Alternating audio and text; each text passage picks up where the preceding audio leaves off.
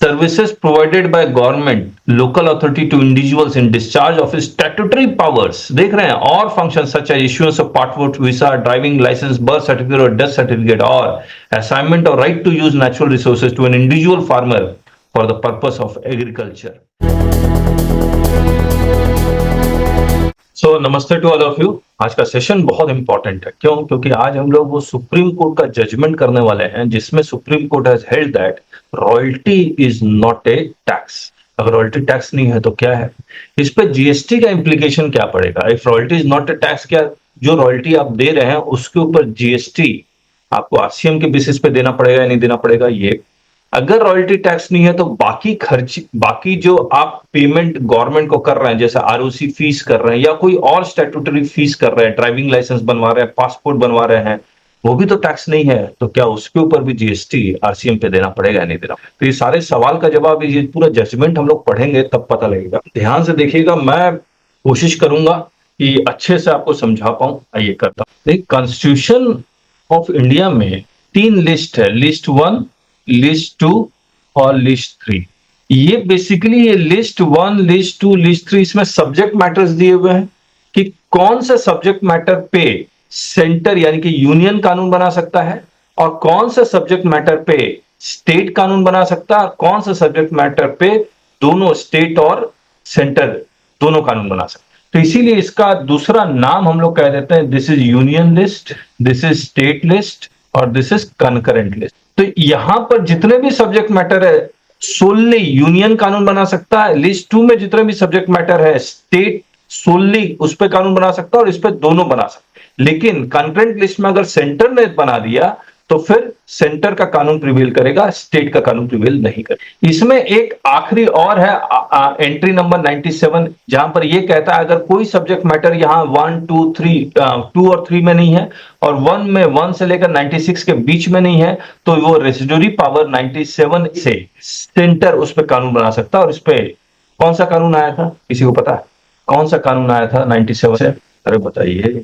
मैं पूछ इसलिए रहा हूं क्योंकि आप लोगों ने किया हुआ है, इसीलिए प्लीज बताइए। 97 है, sorry. Any other matter not enumerated in list 2 और list 3 including any tax not mention in either of those list. और इस पे आया था फाइनेंस एक्ट 1994, सर्विस टैक्स, इसी से आया था। अब मैं आपको लिस्ट दिखलाता हूं, ये लिस्ट क्या है। List 1 union list. अब देखिए, कहते हैं ना कि defence plus atomic energy, nuclear energy, ये सब सेंटर के पास है। तो defence of India, Naval military, deployment of any arm force, delimitation of cantonment area, naval military and air force. एक चीज और बता देता हूं इसको पढ़ने से पहले, पूरे यूनियन लिस्ट, लिस्ट 1, 2 और 3 में, ये पूरे लिस्ट में किसी में 97 है, किसी में 54 या 64 है।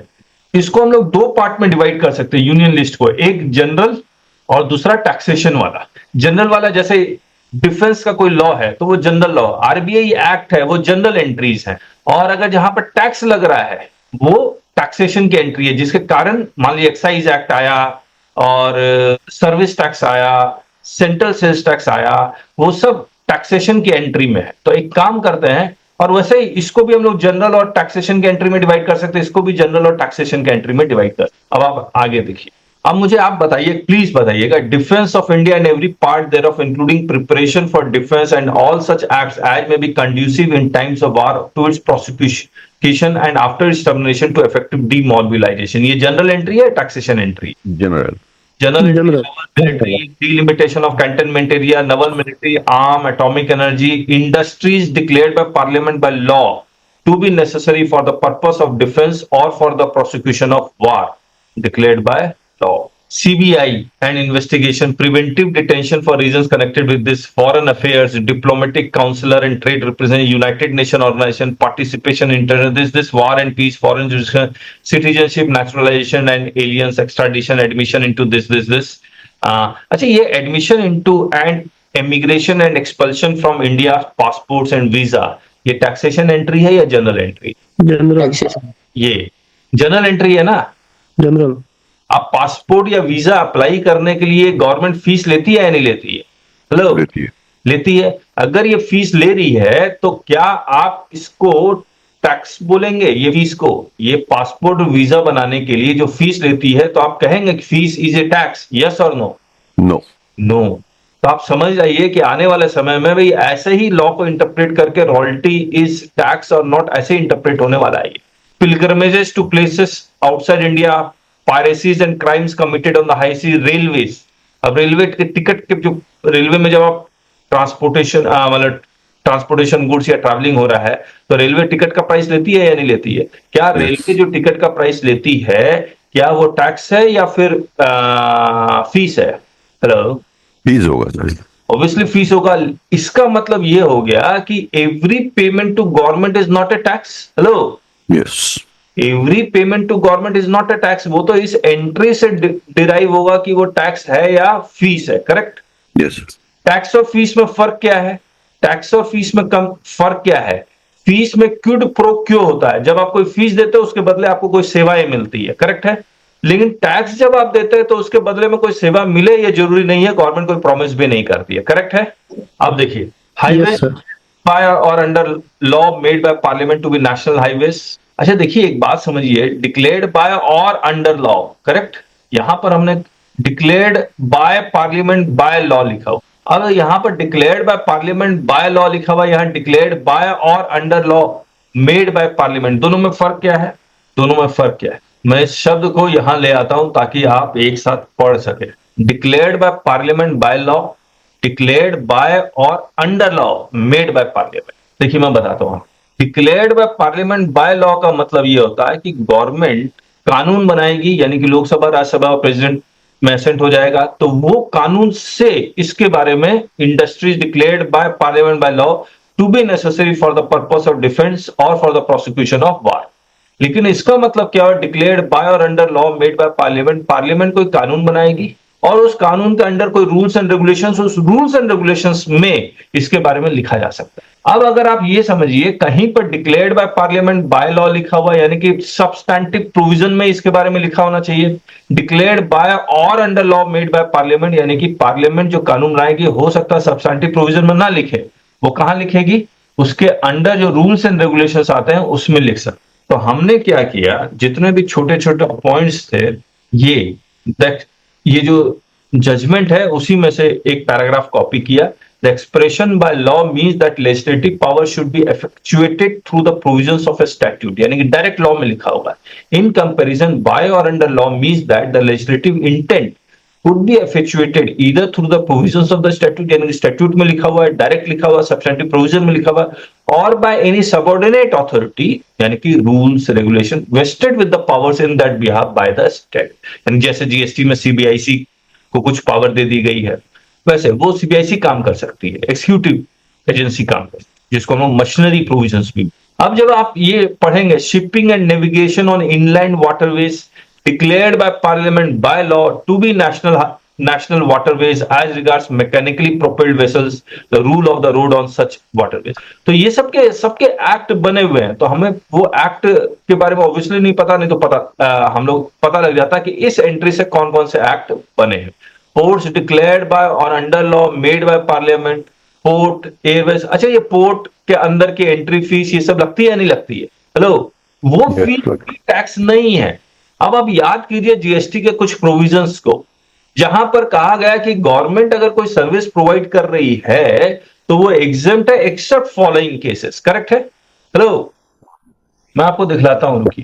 देखिए, service tax levied on sovereign functions. आने वाले समय में अब ये क्योंकि ये जजमेंट आ गया है, ये बहुत सारे पुराने जो लॉ है वो दोबारा से इसको पढ़ाए जाएंगे। ये serial number 6, services provided by government to any person or business entity, services by the central government, state government, union territory, local, excluding the following services।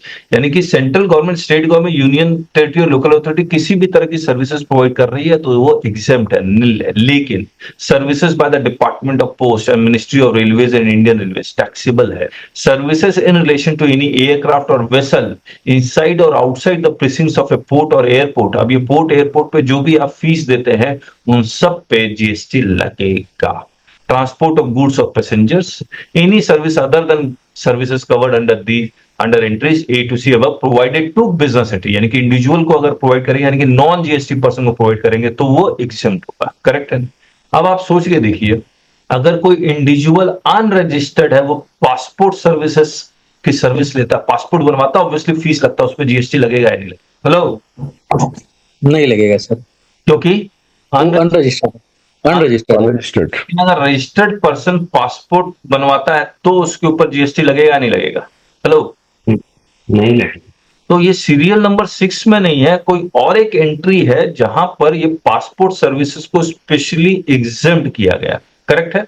एक सवाल आपके मन में ये भी आएगा कि वेदर गवर्नमेंट, अच्छा गवर्नमेंट दो तरह की सर्विसेज प्रोवाइड करती है, कौन कौन सी?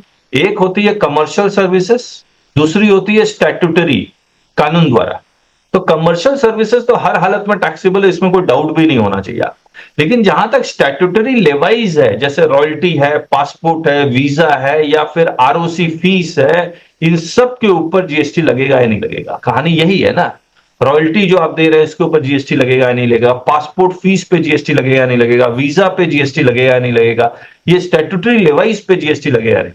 अगर स्टैट्यूटरी लेवाई इज ए टैक्स तो नहीं लगेगा, लेकिन अगर statutory लेवाई is not a tax तो लग जाना चाहिए। अब आप बात मेरी समझिए, क्या central government, state government, union territory, local authority, if they are providing statutory services, whether it is a case of levy, hello, services by the central government, state government, union territory, local authority providing statutory services is a case of levy, yes or no?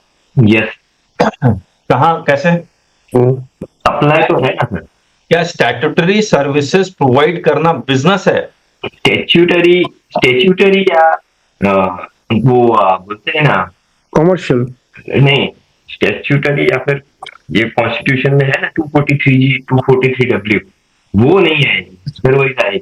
मैं फिर से पूछ रहा हूं, क्या statutory services provide करना business है? तो बिजनेस का डेफिनेशन में देखिए क्या लिखता है, एनी एक्टिविटी और transaction undertaken by the central government, state government और any local authority in which they are engage as public authorities. तो एज ए पब्लिक सर्वेंट की तरह काम करना पड़े तो वो भी यानी कि स्टैट्यूटरी सर्विसेज और also in the category of business और उस पे लेवाई के कंट्री होते हैं।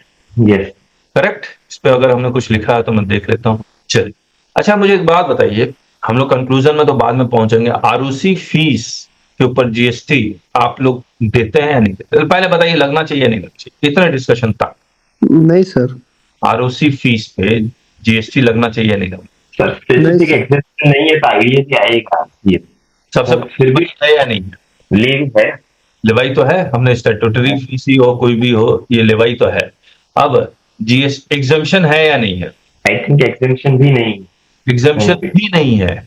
मैं आपको बता दूं, जब मॉडल जीएसटी लॉ आया था तो वहां पर एक शेड्यूल 4 था जहां पर स्टैट्यूटरी लेवाइज को नो सप्लाई माना गया था या एग्जम्पशन माना गया था। अगर मेरे पास वो मॉडल जीएसटी लॉ है तो मैं आपको दिखला सकता हूं। देखिए शेड्यूल 4, एक्टिविटीज और transaction in respect of which the central government, state government और any local authority shall not be regarded as a taxable person. और ये शेड्यूल ये वाला कहां लिखा हुआ है?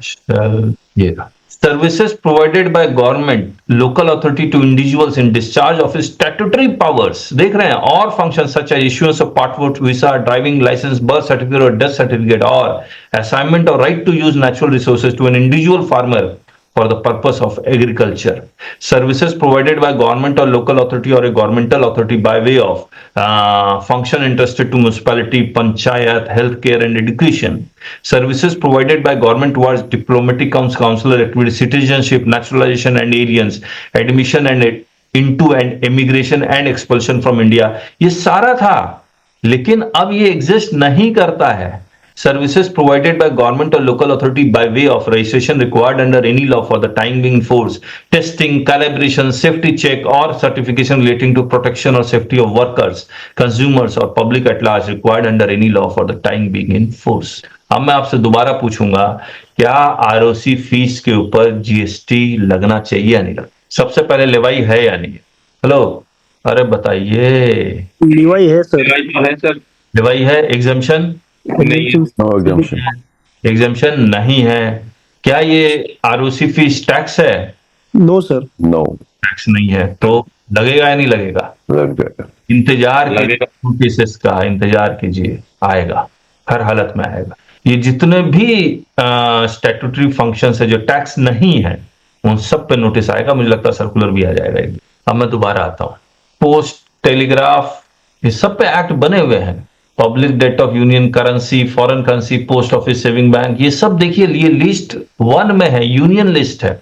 Industries, the control of which by the union is declared by parliament by law to be expedient in the public interest, Industrial Development Regulation Act शायद आया है इसके। अब यहां पर आते हैं, ये एंट्री नंबर 54 जिसका झगड़ा चला, regulation of mines and mineral development to the extent to which such regulation and development under the control of the Union is declared by Parliament by law, यानी कि सबऑर्डिनेट कुछ नहीं है, सीधे डायरेक्ट लॉ सब्सटेंटिव प्रोविजन में ही रहेगा। To be expedient in the public interest, उसके लिए यूनियन ने एक एक्ट बनाया, MMDR एक्ट। अब मुझे इसमें कई सारी चीजें, ये एंट्री 54। अब मुझे एक बात बताइए, MMDR में कहा गया कि जिसको माइनिंग राइट्स मिलेगा उसको एक रॉयल्टी देना पड़ेगा, वो रॉयल्टी क्या टैक्स है? Yes sir. हेलो, इतने डिस्कशन से क्या लग रहा है आपको, weather it is a tax और नॉट? इसी MMDR एक्ट में लिखा हुआ सेक्शन 99A में कि जिसको भी मिनरल राइट्स मिलेगा उसको एक मेजरमेंट का तरीका दिया हुआ है कि किस तरह से मेजर करेंगे, और आपको उसके ऊपर एक रॉयल्टी देनी पड़ेगी। क्या वो रॉयल्टी टैक्स है? इतने डिस्कशन में बता दीजिए, प्लीज बता दीजिए, टैक्स है या नहीं है? No, not a tax.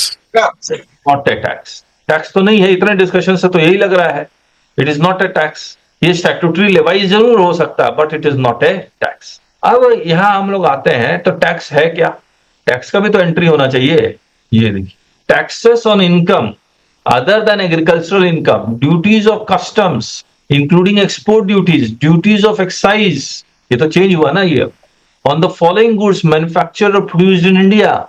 ये जो एंट्री 82, 83, 84 में corporation tax, taxes on capital value of the assets, estate duty in respect of property other than agricultural land, duties in respect of succession to the property, terminal taxes on goods or passengers carried by this, taxes other than stamp duties, rates of stamp duty in respect of bills of exchange वगैरह वगैरह, taxes on the sale or purchase of goods other than, taxes on consignment of goods जिस पे octroi लगता था ये।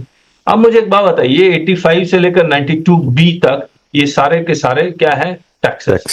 Sorry, 82 से लेकर ये कहां तक जा रहा है? 92B तक, ये सारे टैक्सेस। इसके अलावा अगर कोई कानून बनता है उसमें कुछ आपसे पैसे लिए जाते हैं, वो फीस होती है, because government is providing services. ये टैक्सेस में क्यूट प्रो क्यों नहीं होता, बाकी जगह क्यूट प्रो क्यों होता है?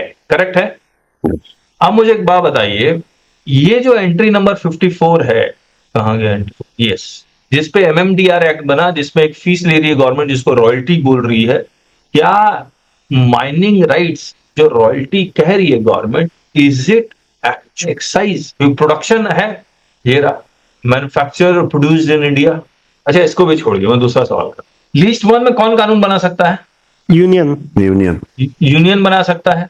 तो लिस्ट 1 में कानून बनाने का अधिकार यूनियन का है, और लिस्ट 2 में कानून बनाने का अधिकार किसका है? स्टेट का। क्या यूनियन इसमें जो मैटर लिखा हुआ उसका कानून बना सकती है? State.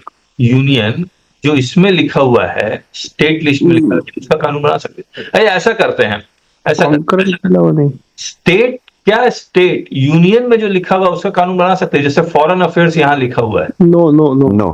केरला ने, आपको याद है केरला ने अभी एक फॉरेन मिनिस्टर अपॉइंट कर दिया था। Is it possible? ये तो कॉन्स्टिट्यूशन के अगेंस्ट ही जा रहा है। आप पूरा लिस्ट 1, लिस्ट 2, लिस्ट 3 पढ़ेंगे तो आपको अच्छी तरह से समझ में आ जाएगा कि लिस्ट 1 यानी कि centre is more powerful than the state, बहुत पावरफुल है। तो जब आर्टिकल 1 में लिखा हुआ है कि India is union of states, तो क्या स्टेट के पास कोई पावर है कि वो इंडिया से अलग होना चाहता तो अलग हो पाएगा? Hello, No. तो राहुल गांधी जी ने जो कहा वो हम लोग का डिस्कशन नहीं है। हम लोग का डिस्कशन लिस्ट 1, लिस्ट 2, लिस्ट 3, और centre has much power than the state regarding the affairs of whole of India, defence, foreign affairs, सब कुछ इंडिया के पास। प्लस अब जो इन्होंने जीएसटी काउंसिल बना दिया, जिसमें आर्टिकल, अब पूरे लिस्ट 1, लिस्ट 2, लिस्ट 3 में आपको जीएसटी का आइटम मिलेगा ही नहीं? मिलेगा। कहां मिलेगा वो? इन्होंने एक आर्टिकल 246A बनाया। उन्होंने कहा कि ये जीएसटी काउंसिल बनाएंगे, जो जीएसटी काउंसिल रिकमेंड करेगा वही पूरे इंडिया का कानून हो जाएगा। करेक्ट है? अब जीएसटी काउंसिल अगर आप देखेंगे तो उसमें सेंटर के पास पावर वोट करने के पास 1/3 वेटेज है और बाकी स्टेट के पास कितना है 2/3। इस जीएसटी काउंसिल को देखेंगे तो सॉरी इस लिस्ट 1 लिस्ट 2 लिस्ट 3 को देखेंगे तो क्लियर कट बाइफर्केशन है कि इस पे कानून सिर्फ इनकम टैक्स का कानून सिर्फ सेंटर बना सकता है, स्टेट किसी भी स्टेट का कोई दखलंदाजी नहीं। यानी कि वेस्ट बंगाल का सिटीजन अगर कोई इनकम जनरेट करता है वेस्ट बंगाल के रिसोर्सेज को यूज करके तो सेंटर के पास पावर है कि उस इनकम के ऊपर इनकम टैक्स लिया जाए। Hello, yes Yes. Yes sir. अब वेस्ट बंगाल ये सोचेगा कि इतना पैसा जो इनकम टैक्स का चला जाता है सेंटर के पास मैं नहीं जाने दूंगा, मैं ही इनकम टैक्स बना लेता हूं। Is it possible? No. No not possible. Constitution इजाजत ही नहीं देता। अब आप समझ के देखिए एक चीज, जीएसटी काउंसिल में सेंटर का स्टेट के ऊपर हावी हो रहा है वोटिंग परसेंटेज। सेंटर का वेटेड एवरेज कितना, वोटिंग कितना 1/3 और स्टेट का 1/3. 2/3. हावी हो रहा है सेंटर के ऊपर। हेलो, यस स्टेट हावी हो रहा है या नहीं हो रहा है? Yes, yes. हो रहा है सर। तो जीएसटी एक ऐसा एक्ट है जहां पर स्टेट सेंटर पे और स्टेट कलेक्टिवली सेंटर पे हावी हो सकता है। State collectively has more power than the centre collectively. लेकिन अगर स्टेट टूट जाए, एक स्टेट सेंटर के ऊपर नेवर, एक स्टेट दूसरे स्टेट के ऊपर हावी हो सकता है क्या? नहीं। जीएसटी काउंसिल में आप कह सकते हैं कि इस स्टेट के पास ज्यादा पावर है या उस स्टेट के पास ज्यादा पावर है, नहीं. नो वोटिंग राइट है, तो ये भी पॉसिबल नहीं है। कलेक्टिव हो जाए तब तो पावरफुल। किसी एंगल से, किसी भी एंगल से राहुल गांधी जी ने जो स्टेटमेंट दिया वो इस पे लग नहीं रहा। एक्सेप्टेबल। हाँ, कोई भी स्टेट अलग नहीं। अब आप समझिए इस चीज को। मैंने जो आपसे सवाल किया है, क्या माइनिंग राइट्स हम लोग एक्साइज ड्यूटी बोल सकते हैं? नहीं बोल सकते। क्या स्टेट ये बोलेगा सर माइनिंग राइट्स पे आपने कैसे लगा दिया टैक्स? ये तो हमारा पावर है। Mining rights is as good as tax on land and building. Hello, yes list 2 state list tax on land and buildings. Mining right is tax on land and building. आप mining rights के ऊपर royalty ले ही नहीं सकते, centre के पास अधिकार ही नहीं है। अच्छा, एक चीज मैं और बता दूं, ये जो MMDR एक्ट आया है उसमें जो रॉयल्टी लगाया गया है उसका सारा शेयर स्टेट के पास जाता है। लेवाई कौन कर रहा है? सेंटर। लेवाई वर्ड ही गलत है। फीस कौन ले रहा है? सेंटर। सॉरी, फीस जो लगाया जा रहा है वो उसका एक्ट किसने बनाया? सेंटर। लेकिन इसका सारा रेवेन्यू उस स्टेट को जाता है जहां पर माइंस हैं, यानी कि स्टेट को जाता है। झारखंड को जाएगा, उड़ीसा को जाएगा, जो भी माइनिंग। हेलो, क्या स्टेट ये कह सकता है ये तो taxes on land and building है, आप कैसे लगा सकते हैं? अच्छा, क्या करते हैं हम लोग, एक बार स्टेट का list, public order. Public order यानी कि लॉ एंड ऑर्डर, जो पुलिस किसके कंट्रोल में है? हेलो, पुलिस किसके कंट्रोल में है? स्टेट के कंट्रोल में। State की control. यस लेकिन इसमें देखिए क्या लिखा हुआ है, subject to the provisions of entry 2A of list 1। यानी कि अगर पुलिस से रिलेटेड कोई कानून सेंटर ने बनाया हुआ है तो फिर उस कानून के दायरे में रहते हुए अगर वो पुलिस काम करेगी। Deployment of any arm forces of the union और any other force subject to the control of the union और एनी कंटिजेंट और unit thereof in any state in the aid of the civil powers, jurisdiction, privilege and liabilities of the members of such forces while on such deployment। अब आप याद रखिए, waste Bengal में कभी कभी centre arm force लगा देती है, तब वहां पर पुलिस का नहीं चलता है, याद है ना आपको? Yes sir. 24 किलोमीटर तक लगा दिया बॉर्डर पे, वहां पुलिस को नहीं चलता है। वहां नहीं चलता, तो इसीलिए ये subject to the provisions of entry 2A लिखा हुआ है।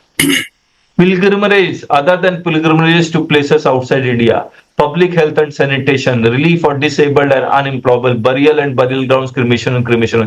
तभी कभी कभी आप देखिएगा सेंटर बोलती है ये तो स्टेट का काम है, हमारा काम ही नहीं है, आप हमारे ऊपर क्यों ब्लेम कर रहे हैं? Libraries, museums, agriculture, preservation, protection of stocks, pounds and prevention of cattle trespass, water, that is to say, अब जैसे गौ हत्या बहुत हो रही है तो फिर वो स्टेट का प्रॉब्लम है वो, स्टेट का। ठीक है। तो water, land, fisheries, court of war, regulation of mines. अब देखिए यहां भी एंट्री 23 में क्या आ गया, regulations of mines and minerals development. तो जिस तरह से सेंटर ने MMDR एक्ट बनाया वैसे स्टेट भी ये ऐसा कानून बना सकती है, regulation of mines and mineral development subject to the provisions of list 1 with respect to regulation. मैं क्या करता हूं, ये सारा एक जगह इकट्ठा कर देता हूं।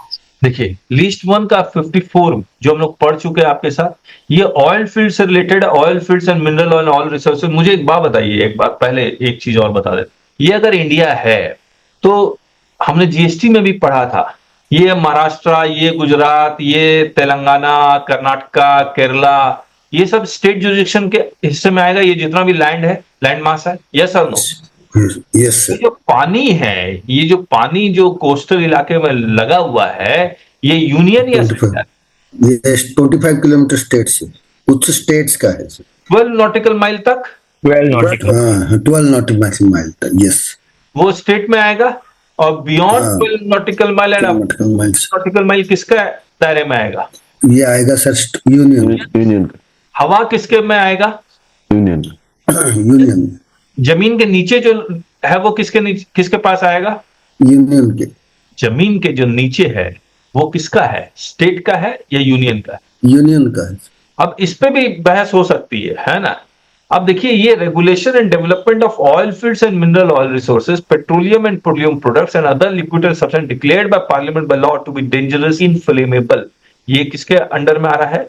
यूनियन का। यूनियन लेकिन इसके ऊपर टैक्स लगाने का अधिकार, ये देखिए, regulation and development of petroleum and petroleum products other liquid substances declared by law to be inflammable, लेकिन इसके ऊपर टैक्स लगाने का अधिकार किसके पास है?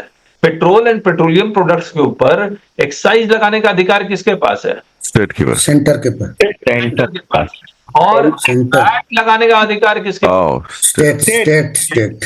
आप समझिए, लिस्ट 1, लिस्ट 2, लिस्ट 3 में 2 एंट्री है, general entry and taxation entry. अब यहां पर देखिए, regulation of mines and mineral development to the extent to which such regulation and development under the control of the union is declared by parliament by law to be expedient in the public interest। मुझे एक बात बताइए, ये जो regulation of mines and mineral development पे tax लगाने का अधिकार किसके पास? रेगुलेट तो कर सकते हैं, लेकिन टैक्स लगाने का अधिकार किसके पास? स्टेट सर, स्टेट के पास। अगर स्टेट के पास है तो कौन सा एंट्री में? आप देखिए, लिस्ट 2 में आते हैं। 49 लिस्ट 2 में भी लिखा हुआ है, regulation of mines and mineral development subject to the provisions of list 1 with respect to regulation development under the control of the Union. ये देखिए, article entry number 23, entry number 23 या एंट्री नंबर 54। बताइए, क्या एमएमडीआर एक्ट की तरह क्या state government भी MMDR act की तरह अपना एक्ट बना सकती? मुझे तो लगता है बना सकती। देखिए, अगर ये subject to the provisions of लिखा हुआ है तब तो बड़ा मुश्किल है, हेलो। लेकिन यहां लिखा हुआ है टू द एक्सटेंट, मान लीजिए regulation of mines and mineral development में 10 बातें हैं, 10 बातें हैं, क्योंकि मैंने पूरा पढ़ा नहीं है इसलिए इस तरह से एग्जांपल दे रहा हूं। 10 बातें हैं, 1 से लेकर 10, 1 से लेकर 9 तक के लिए तो एमएमडीआर एक्ट में लिखा हुआ है, लेकिन 10th पॉइंट के लिए नहीं लिखा हुआ है। तो क्या स्टेट उस 10th पॉइंट के लिए माइंस को रेगुलेट करने के लिए, माइंस को डेवलप करने के लिए क्या कोई कानून बना सकती है? यस और नो? हेलो, अरे हाँ ना है तो बोलना है। सर बना सकती है। बता सकती है सर। हाँ, बना सकते। अब मैं क्या करता हूं, ये हमने जजमेंट से ये पैराग्राफ निकाले हैं, वो हम लोग पढ़ते हैं। अच्छा, एक बात तो आप समझ जाइए, ये जो एक चीज और बता देता हूं, हर एक स्टेट गवर्नमेंट ने, झारखंड हो, उड़ीसा हो, सबने एक एक एक्ट और बनाया। सेंटर ने तो बनाया, इन्होंने एक और बनाया। मान लीजिए झारखंड वालों ने क्या लिखा कि जो एमएमडीआर में जो रॉयल्टी आप दे रहे हैं उसके ऊपर हम लोग एक सेस लेवाई करेंगे, और सेस का एक, और उसी का एक एक्ट झारखंड उड़ीसा वालों ने पास भी कर दिया। वेदर दिस सेस लेवाई, जो रॉयल्टी जो आप एमएमडीआर सेंटर द्वारा बनाए हुए कानून पे जो रॉयल्टी जो कैलकुलेट हो रहा है उसके ऊपर, मान लीजिए रॉयल्टी कैलकुलेट हो रहा है 100, सेस हम लोग लेवाई करेंगे 1%, तो आपको 1 रुपया स्टेट गवर्नमेंट को देना पड़ेगा। क्या ये 1 रुपया टैक्स है जो रॉयल्टी के ऊपर लगाया जा रहा है? सर सेस तो वन टाइप ऑफ टैक्स होता है। टैक्स तो tax bye it's nature it is tax, I think. तो ये जो taxes on land and buildings है, इसके तहत ये आ गया, ये हम लोग पूरा पढ़ने वाले हैं। अब मुझे एक बात बताइए, अगर royalty is not a tax तो इस पे जीएसटी लगेगा, यस और नो? नहीं। अरे लगेगा सर टैक्स। यस, ये जो आप 1 रुपया दे रहे हैं, ये टैक्स है या नहीं? जो स्टेट गवर्नमेंट ले रही है सेस के रूप में या फीस के रूप में, ये टैक्स है, तो इसके ऊपर जीएसटी, ये टैक्स है या नहीं है? No sir. ये तो टैक्स है, Yes, is a tax. Yes, ये तो टैक्स है।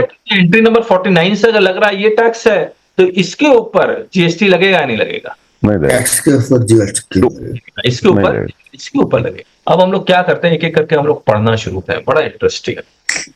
The issue is whether the state legislatures are competent to levy a tax on mineral bearing land as a unit under entry 49 of list 2 यानी कि ये वाला a connected issue is whether mineral produce or royalty can be used as a measure to tax mineral bearing lands। ये जो लिख रहे हैं यहाँ पर दो चीजें हैं कि मिनरल प्रोड्यूस और रॉयल्टी कैन बी यूज, यानी कि ये जो झारखंड वालों ने एक सेस का रेट लगाया 1%, इन 1% कैलकुलेट किस पे किया, ₹100 पे। ये ₹100 कहां से आया, एमएमडीआर से आया, करेक्ट है? Hello, question Yes, sir. आ गया? Yes, yes. The general rule in England was that the rights of an owner of land extended to everything in, on or over land. The position has been explained in Megre and Wade। लिखा हुआ है कि भैया जो land, अगर मैं किसी land का ओनर हूं तो उसके ऊपर उसके नीचे सब कुछ मेरा है। ये पुराना इंग्लैंड का लॉ है और उसी के बारे में ये लिखा हुआ है। फिर अब यहाँ ये 264। अच्छा, ये टैक्सेशन लॉ, मान लीजिए आप कोई टैक्स लगाना चाहते हैं तो लिस्ट 1, 2, 3 चेक कर लेंगे, उसमें अगर लिखा हुआ है कि आप इस तरह का टैक्स लगा सकते हैं, फिर आपको आर्टिकल 265 में जाना होगा। आर्टिकल 265 बोलता है no tax can be levied और collected except by authority of law. अब ये इसलिए लिखा हुआ है, आप देखिए, अब समझिए, जब यहां लिखता है taxes on land and building, तो कैसे टैक्स ले लेंगे? ये कानून बना के ही लेंगे ना। हेलो, Yes, जब sir. ये लिखता है subject to the provisions of declared by law या अंडर द लॉ, जब लिख रहे हैं तो यहां पर हर एक एंट्री के साथ लिख दिया कि कानून बना के ले सकते हैं, करेक्ट है ना? लेकिन टैक्सेस के किसी भी एंट्री में, corporation tax, taxes on capital value of asset, state duty, duties in this, कहीं भी नहीं लिखा हुआ कानून बना के ले सकते हैं। जबकि आप देखिए यहां पर ancient and historical monuments and records and archaeological sites and remain declared by और under law made by Parliament, यहां पर तो लिखा हुआ है ना। Hello, Yes. लेकिन टैक्सेस के एंट्री में नहीं लिखा हुआ, तो वहां पर आपको आर्टिकल 265 का सहारा लेना पड़ेगा। 265 साफ साफ कहता है कि भैया अगर टैक्सेस लेना है तो कानून बना के ही लेना पड़ेगा, करेक्ट है? Yes. Yes, sir. अब आइए para 264, article 297 vest the proprietary rights in minerals within the territorial waters and continental shelf in the union government the provisions reads। अब देखिए, पानी के नीचे अगर कोई मिनरल मिले beyond 12 nautical mile and up to, नहीं, पानी के नीचे कोई मिनरल मिले तो ये किसका है, स्टेट का है या Union का। Up to 12 state 97? beyond 12. अब देखिए, things of value within territorial waters और continental shelf and resources of the exclusive economic zone to vest in the union. अब ये जो 12 नॉटिकल माइल लिखा हुआ है, कहाँ, जीएसटी लॉ में, कि ये स्टेट जुरिडिक्शन, ये स्टेट जुरिडिक्शन में, तो इसका मतलब ये नहीं है कि इसके नीचे अगर इस पानी के नीचे कोई मिनरल है तो वो भी स्टेट का आएगा, वो नहीं आएगा, वो यूनियन का आएगा। आर्टिकल 297 में all lands, minerals and other things of value underlying the ocean within the territorial waters or the continental shall vest with the thicker all other resources of the exclusive economic zone, the limits of the territorial water, this वो specify कर लेगी, parliament बता देगी कि territorial water ये सबका limit. अब मुझे एक बात बताइए, ये आर्टिकल 297 ये कह रहा है कि पानी के नीचे का रिसोर्सेस हमारा है, तो लैंड मास के नीचे का रिसोर्सेस किसका है? हेलो, लैंड मास के रिसोर्सेस के नीचे, लैंड मास के नीचे जो रिसोर्सेस है वो किसका है? Sir, union का। अरे, State का। स्टेट का आएगा, मतलब रिस्पेक्टिव स्टेट का। स्टेट का है। अब जो माइनिंग हो रही है वो लैंड मास के नीचे हो रही है। As held in the above segments, royalty is paid to the proprietor of the minerals for the exercise of the mineral rights. Minerals found in offshore areas are constitutionally vested in the central government. Offshore मतलब पानी। Therefore, the central government can statutorily and contractually demand royalty from, contractually word ही लिख दिया, statutorily and contractually, क्योंकि वो centre का है। अगर contractually है तो royalty is not a tax. अगर मान लीजिए एक्साइज के रूप में ले रहे हैं, तेल निकालना पानी के अंदर से, वो एक्साइज ड्यूटी है तो स्टैट्यूटरी हो गया। Demand royalty from lessees for removal और consumption of such minerals. In comparison subsoils mineral can either be legally vested in the states और continue to remain vested with the private land owners. यानी कि अगर मैं उस land का owner हूं तो मेरे ऊपर वो आ जाएगा। लेकिन ये पुराना इंग्लैंड का समय का, आप आगे पढ़ेंगे तो ऐसा कुछ नहीं है। आपने कोई लैंड खरीदा, उसके नीचे सोना मिल गया, वो स्टेट का हो जाएगा। Resultantly, the payment of royalty under Section 9 of MMDR Act is paid either to the state government or private landowner as the case. In view of the above discussion, we can summarize the following principles for a tax under entry 49 of list. The expression lands means all kinds of lands irrespective of the use to which the land is put. The expression lands include not only the surface but everything under and over the surface. याद रखिएगा entry 49 को analysis किया जा रहा है. A tax on lands and buildings is a tax on lands and building as a units. The expression tax on land building as a unit is used to distinguish composite taxes which involve imposition of tax cumulatively on all assets such as entry 86 of list 1. अब entry 86 of list 1 एक बार check कर लेते हैं, हम लोग page 8 में है. ये रहा taxes on capital value of the assets exclusive of agricultural land of individual company taxes on capital gain, यानी capital gain का बात कर रहा है. The use to which the land is put does not affect the competence of the state legislature to tax it, and the legislature may take into account the use of land for determining the measure of taxation under entry 49 of list 2. यानी कि industrial use है, residential use है, उसके basis पर कम ज्यादा tax कर सकते. In their natural state, minerals or ores are part of the earth and remain embedded there unless extracted. It is also established that lands includes everything over and below the surface. Therefore, constitutionally speaking, subsoil minerals also form part of land. The subject of taxation in entry 49 of list land as a unit. The subject of tax in entry 50 of list 2 is the mineral rights. List 2 कौन सा हो गया? वही state वाला. देखिए list 2 taxes on mineral rights. अब देखिए ये जो tax on land and building और एंट्री 50 है taxes on mineral rights subject to any limitation imposed by Parliament by law relating to the mineral development. अब जैसे ये subject to any limitation imposed by Parliament, तो हम लोग कहां पहुंच जाएंगे? हेलो, हम लोग कहां पहुंच जाएंगे? ये एंट्री 54 में पहुंच जाएंगे जो लिस्ट 1 है, यूनियन का है. Hence, there is a distinction between the legislative field in the two entries. Ultimately, however, it must be borne in mind that both entries 49 and 50 fall within list 2 and are hence within the domain of the state legislature. If the tax is relatable to entry 50 of list 2, the tax on mineral rights must be consistent with any limitation which Parliament imposes in a law relating to mineral development. The interrelationship between entry 52 of list with list 1, particularly entry 54 of that list, has been examined in an earlier segment. जब पूरा law पढ़ेंगे वो सब examine किया. The issue of taxing mineral bearing land under entry 49 of list also came up before this court in India Cement. To recap, in India Cement, local cess, जो मैं कह रहा था कि झारखंड ने एक्सेस लेवाई कर दिया जो रॉयल्टी डिटरमाइन सेंटर कर रही. Local cess levied by the state legislature was measured with respect to the land revenue payable to the government. कौन सी गवर्नमेंट? मतलब central government. The definition of land revenue included royalty. Therefore, the issue before the 7-judge bench was whether the levy of cess on royalty was valid. Speaking for the majority, Justice Sabsyachi Mukherjee observed that the cess was not on land but on royalty. The conclusion rested on the following reasons. Since royalty is income arising from land, it is not directly connected to the land. If royalty is the basis of taxation, no tax can be levied if no mining activities are carried on. And royalty cannot be used as measure under entry 49 of list 2 because it is exclusively related to entry 50 of list. तो इसने India cement में तो कह दिया कि वो measurement गलत है, लेकिन ये जो सुप्रीम कोर्ट का जजमेंट आया उसमें कहा मेजरमेंट ठीक है. In view of the above described, we conclude that mineral value or mineral produce could be used as a measure of the tax on land and entry. देखिए लिख दिया ना, could be used as a measure of tax. यानी कि वो royalty का measurement से आप झारखंड स्टेट गवर्नमेंट कैलकुलेट कर सकती है अपना tax. The fact that entry 50 of list 2 pertains to taxes on mineral rights would not preclude the state legislature to use the measure of mineral value or mineral produce under entry 49 of list. The state legislature has legislative discretion to determine the appropriate measure for the purpose of quantifying taxes, so long as there is a reasonable nexus between the measure and the nature of the tax. The measure does not determine the nature of the tax. यानी को measurement जो कर रहा है उससे nature of tax नहीं बदलेगा. Nature of tax तो वही है, tax on land and building. Words land under entry 49 of list 2 includes mineral bearing land. The mineral produce is the yield from a mineral bearing land. Since royalty is determined on the basis of mineral produce, royalty can also be used as a measure to determine the tax on royalty. The fact that state legislature uses mineral produce or royalty as a measure of land measure does not overlap with 50 of the. बाकी ये सब आप पढ़ना चाहें तो आप पढ़ लीजिएगा, मैं पढ़ नहीं रहा हूँ, लेकिन मैंने पूरा का पूरा मोटा मोटी मैं क्या करता हूँ इस लॉ का कंक्लूजन पढ़ लेता हूँ आपके साथ. कंक्लूजन किसमें है?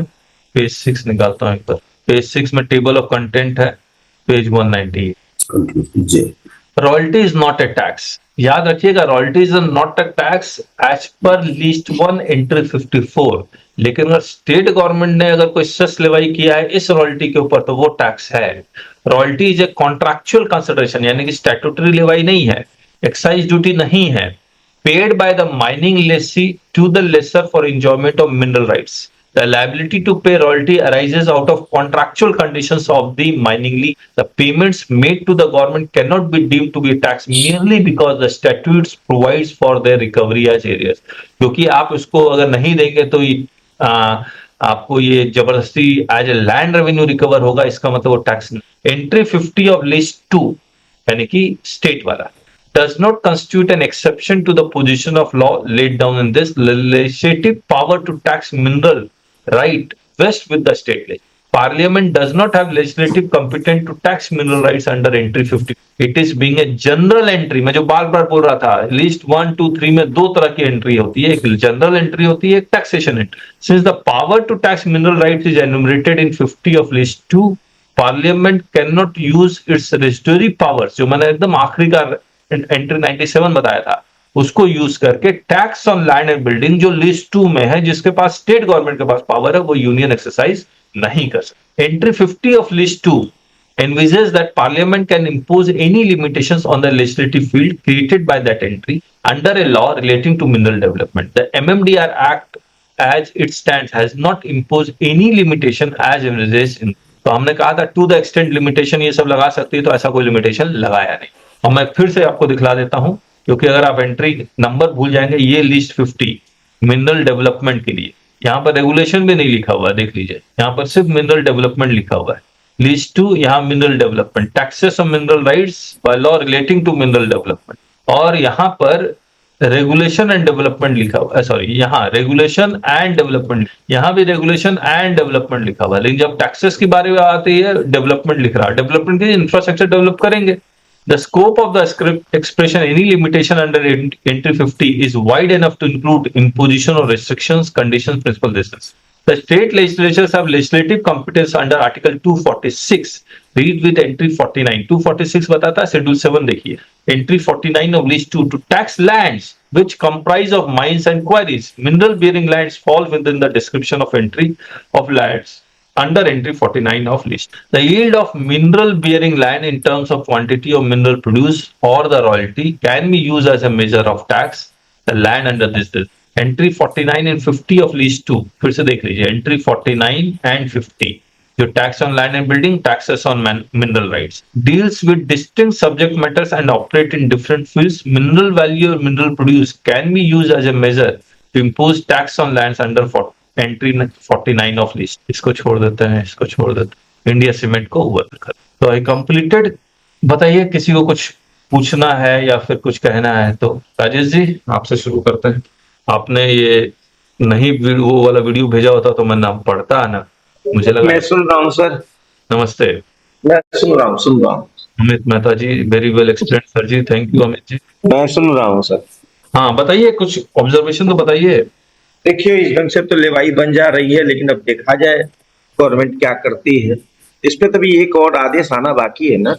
नहीं, अब रेट्रोस्पेक्टिव वाला भी तो आ ही गया ना कि 2015 से लगेगा 12 साल। अभी आदेश देखिए, पहले जब ये मुझे लगता है सुप्रीम कोर्ट में जब ये गया था ये मैटर, तो मैटर यही था कि रॉयल्टी क्योंकि टैक्स है इसलिए सेंटर के पास पावर नहीं है टैक्स लगाने का, तो इसलिए हम रॉयल्टी देंगे नहीं।